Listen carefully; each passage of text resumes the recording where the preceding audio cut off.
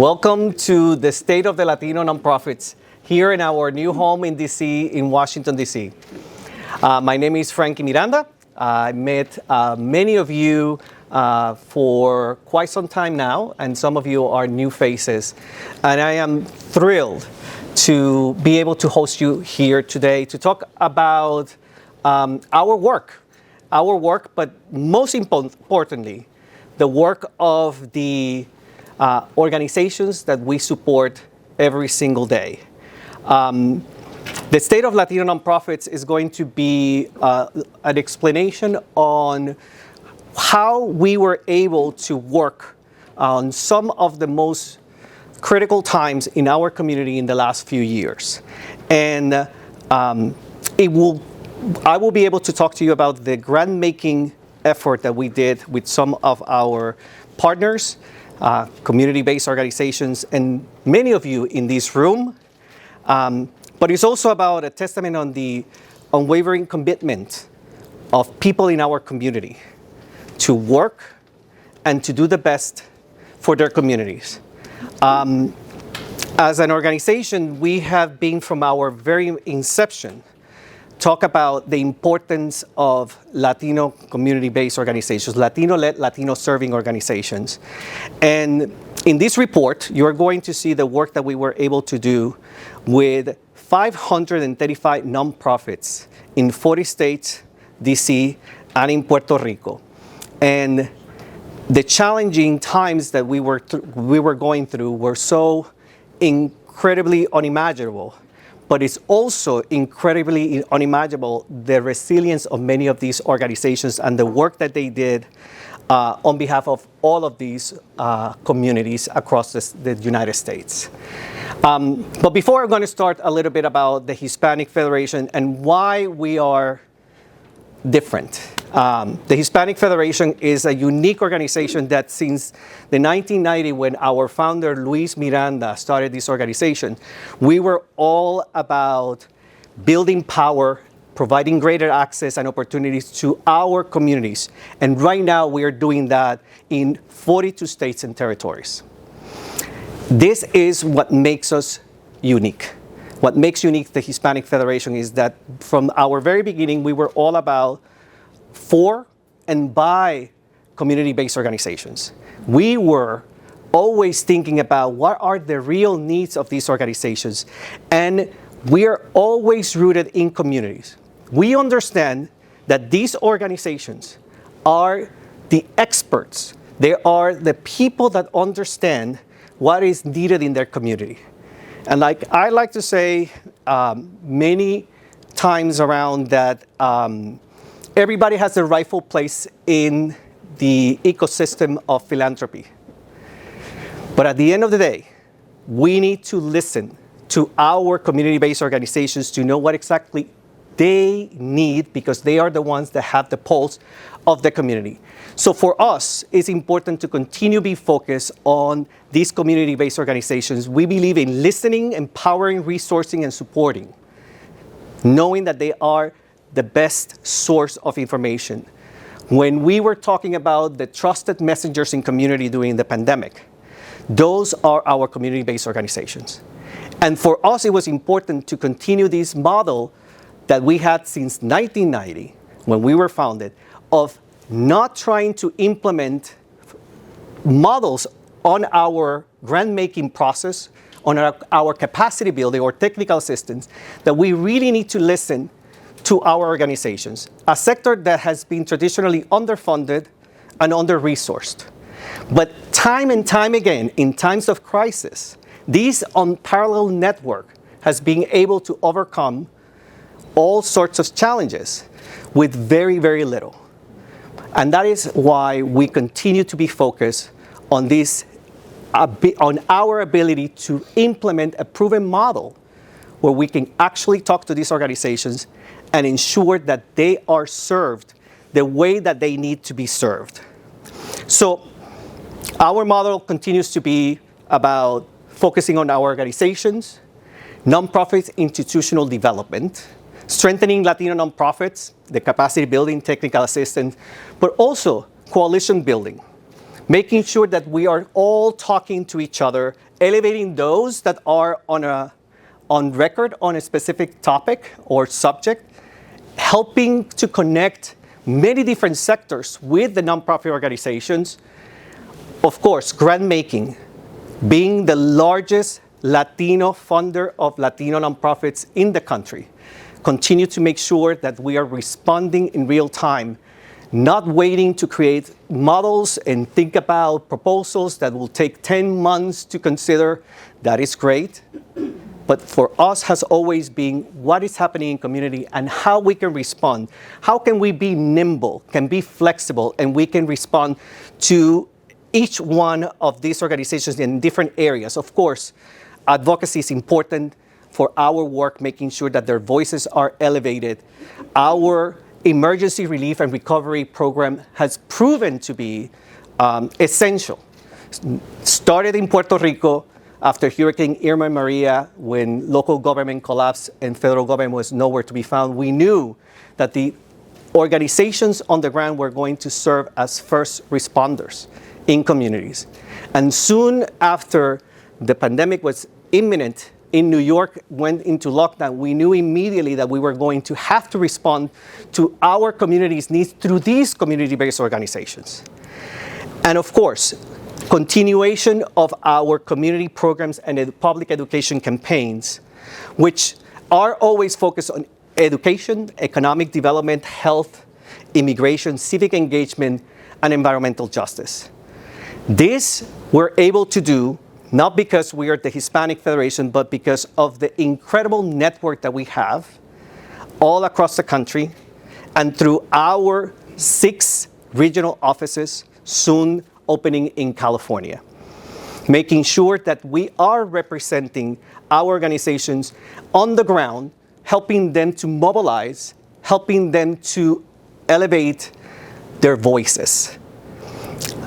Now, one of the things that I am most proud of is that we are, to date, the largest grant maker of Latino organizations in the country with $125 million since 1992. What we have been able to do has been incredible in comparison to the funding that many foundations, much bigger foundations, are doing right now, are currently doing, or historically have done in our communities. We have been able to leverage the power of our network to ensure that we're constantly advocating and elevating the needs of our community, but also how return on investment, how good it is to invest in these organizations and how effective they can be resolving many of the challenges that we have, the priorities that many of you in this room have to serve our community. So that brings me to the report. And while the report is meeting the moment, it's titled Meeting the Moment and the Response to COVID-19, this goes beyond COVID-19. This is an incredible testament to the work that all of you with us and our network have been able to do. Many of you who has been along in this journey for many years. I was talking to Joe about the very early days of the Hispanic Federation and how so many of you, including Joe, bet on the Hispanic Federation and said, I'm going to support the mission of the Hispanic Federation, because supporting Hispanic Federation is supporting communities, supporting an incredible network of organizations. And thanks to the work that we did, the report brought to light that since 2020, between 2020 and 2022, the Hispanic Federation was able to provide $32.4 million in pandemic-related aid to 534 organizations in 40 states, Puerto Rico, and the District of Columbia. These serve more than 5.5 million people. And we're very proud also to say that of our 2022 budget, 91% of our budget went directly to community support. That is, that every dollar that came to the Hispanic Federation, at least 9 cents went out to the community. That is an incredible accomplishment that we feel so proud of. And we were able to distribute this in 7 areas of impact. That is food assistance, housing assistance with rental assistance. We were able to also give cash assistance directly to people, also working on health issues such as vaccine outreach, vaccinations, also all sorts of healthcare and education, arts and cultural activities, and programs including immigration capacity buildings, other issues in our community, and general support to organizations. And one of the things that was very important to us was that we were going to make sure that agencies had the opportunity to apply to these funds during this critical time, and that we were going to make it easy to apply. That we were going to make sure that we were going to support them in their specific needs. We heard of organizations that said to us, we have funds to run the organization, but our people are coming hungry.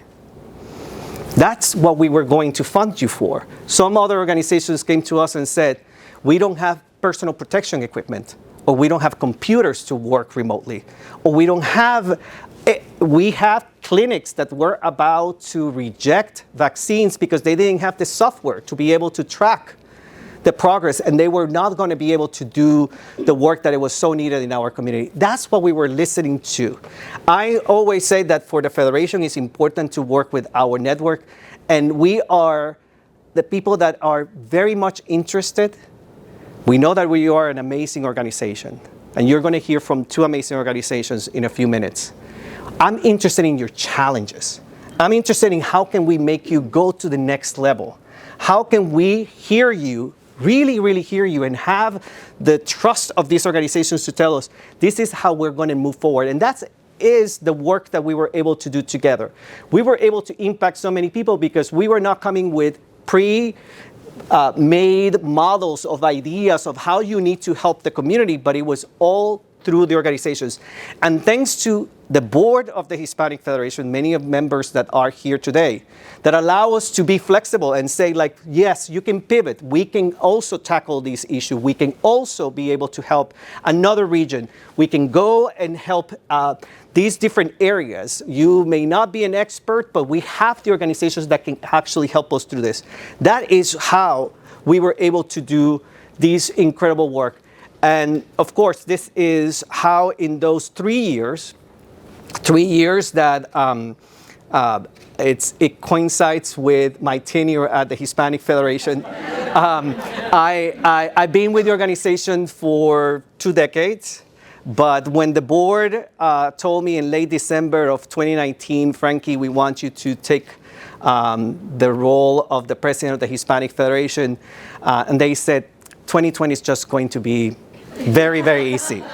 You can do this with your eyes closed. And then on our first meeting with the team, it was the earthquake in Puerto Rico, where we have been working since Hurricane Maria, and we have to, with the team in Puerto Rico, have to retool everything to respond to that. And then it was the lockdown in New York. And of course, I said, it has to happen. I become the president of the Hispanic Federation, but the work that we have done for so many years with many of you and this incredible team and the board allowed us to have what has been a historic impact, a historic support from many of you, from people that when I called Joan Steinberg from the board and I said, Joan, we need to just do this. And Joan was just like, calling people and said, who's doing something in the Latino community? And John was like, Hispanic Federation is already working on this. We were able to start providing aid to organizations and small businesses 3 weeks after the lockdown started in New York. When everybody said, that's a New York problem, that's never going to come to us. We were already mapping how the the virus was going to go through the United States, and we were already preparing and reaching out to organizations and saying, we are able to help, how can we help you? And not only that, the organizations were also able to leverage, with our support, over $16 million in additional funds. That, with the funds that we provided in direct grants and some of the additional services that we were able to provide to organizations, we were already doing food insecurity. We were able to provide other type of services, in-kind donations, products. We were able to get to a $53 million combined with all the work, because we don't do this alone. We work with people. And in addition to that, we were able to work with additional funds around the country, and we were inviting them and said, we have funds available, will you match us? We were able to do this with several funds, 9 grant makers around the country, coming in and being able to talk. They were able to talk to their bosses and said, we need to take advantage of this opportunity because the Hispanic Federation is helping us to be able to leverage more funds.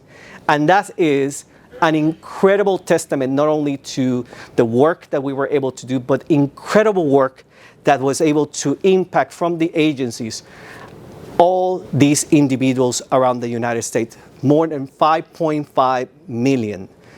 And again, many of these organizations said that if the Hispanic Federation hasn't come to the rescue, they will have most likely closed their doors. Over 1/3 of grantees agree that without Hispanic Federation, they will have laid off employees, reduced services. Another 36% indicating that this was incredibly important to survive, and 1 in 5 organizations, mostly small organizations, said that they will have closed their doors if it hasn't because of the early support of the Hispanic Federation. That is what makes us unique and what makes our network so incredibly powerful. Being able to be there for them and be able to work with them on whatever the issue is. So, how are we going to move forward? The pandemic didn't end on 2022. 2023 was also a year in which many of the pandemic recovery funds continue to be requested of the Federation, while many of other aids started to dwindle.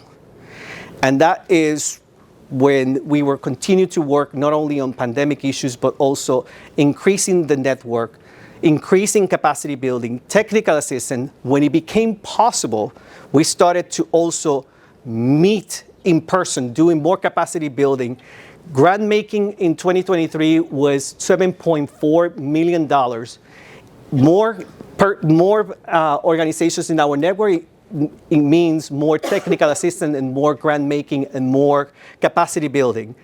And also working very diligently on so many of the funds in the public sector that were made available, making sure that they were going to go to our communities.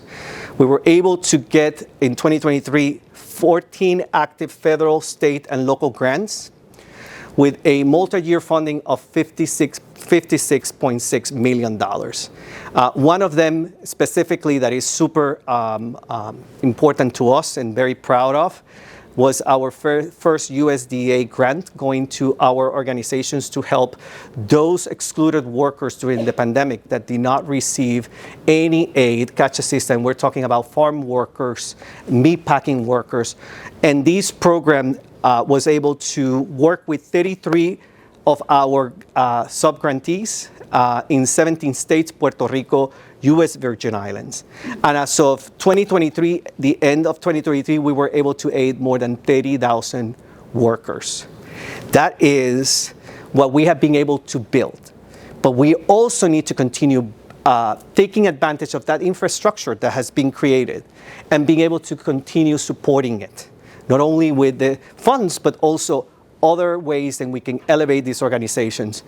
Program replication, we have been able to go to Georgia and bring to Georgia and Texas, bring health programs, to bring to Charlotte, North Carolina, the first LGBTQ arts festival. Being able to take our Crear Futuros college retention program to more than 12 campuses in 5 states and soon now in California. Immigration. Also being able to respond in real time to immigration. Being headquartered in New York City gave us a very unique perspective of the migrant situation crisis. We were working from the very beginning, not in 2023, but since 2022, we were starting to see the influx of migrants coming to here, to Washington, D.C., and being able to provide emergency assistance to organizations as early as April of 2022, when people started to arrive here in DC without coats, without any kind of shoes or any essential, and that have grown into a fruitful collaboration between state, federal, and local municipalities. One example is we were able to, in 3 days, being able to put together an immigration clinic that some of you, also members of the Hispanic Federation Board, participated, in which we were able to process applications, work applications for people that were in shelters ready to be able to move into the process. And we have the federal government taking biometrics. We were able to, in 7 days and a half, we were able to see 1,700 people and 1,400 people receive work authorizations. That is being able to work with different sectors and the organizations to be able to respond to these issues. And many times, I have to say that the team, it's incredible. I just got Jessica Orozco coming to my office from our team and said, we have this opportunity, we have to do it in 3 days, and we're doing it. And I was just like, okay. Because that is our nature. This is what we need to do. This is what we need to do for our organizations and for the people that we serve. And of course, you know, public policy continue to be a voice in so many of these issues, not only from the perspective of policy, but also from the perspective of what's going on the ground. Economic empowerment, one of the most important things that we want to highlight in this area is how incredibly proud we are of this digital skilling programs that we have. Comcast, we're going to hear from Juan Otero and our board member a little bit later about it. But we know that the pandemic make evident for everybody that having access and having digital skills became life or death, or that you are going to move to a new job or a new opportunity. And that has been, for us, key once we were working on this issue, even before the pandemic, knowing that more than half of Latinos don't have the digital skills of the jobs of the future, that we need to work very diligently in creating these opportunities. And right now, we are working with 44 partners in 19 states, Puerto Rico and the District of Columbia on our Latino Digital Accelerator, providing digital skills from the low end of just simply being able to know basic skills on how to get to the internet or work with a computer, to those that are in the high end and they're going into tech jobs that also we're not properly represented there. And we see that in the lower end, the change in people's lives from $16,000 in a yearly annual increase in their income to six-figure salaries. This is life-changing for people, and we need to do this in collaboration, and we're doing this in collaboration with you. And of course, another thing that has been important for me specifically is like, how do we maintain this growth? We also need to think inward and make sure that also the Federation is strong, and the Federation has the system being able to also provide, from our experience, that capacity building, all that compliance that is required from these organizations now that they're participating in federal programs with us. How do we going to make sure that they are continue to be stronger? And of course, you know, moving forward in 2024, some of our priorities are going to continue to be very similar. We are not going to slow down. We need all of you. We need all of you to support the work of the Federation. Our organizations are now feeling the pinch of the pandemic era funding going away, and they're going to need even more of us. We have a growing network, but our public funding and grant making is going to be critically important for us to continue being an organization that is nimble, that is effective, that is going to be responding to the needs of our community. capacity building and technical assistance. And our program initiatives continue to now being expanded more and more, especially to the Southwest. And also now with our new office in California due to be open soon. And again, making sure that we are an advocate for our community. 2024 also is about civic engagement, using this network to mobilize our community on nonpartisan efforts, ensuring that our community has a voice and that they're going to be able to make the right decision for them, for themselves, and for their families. And again, the organizational infrastructure continue to focus on how can we be the best example for our organizations.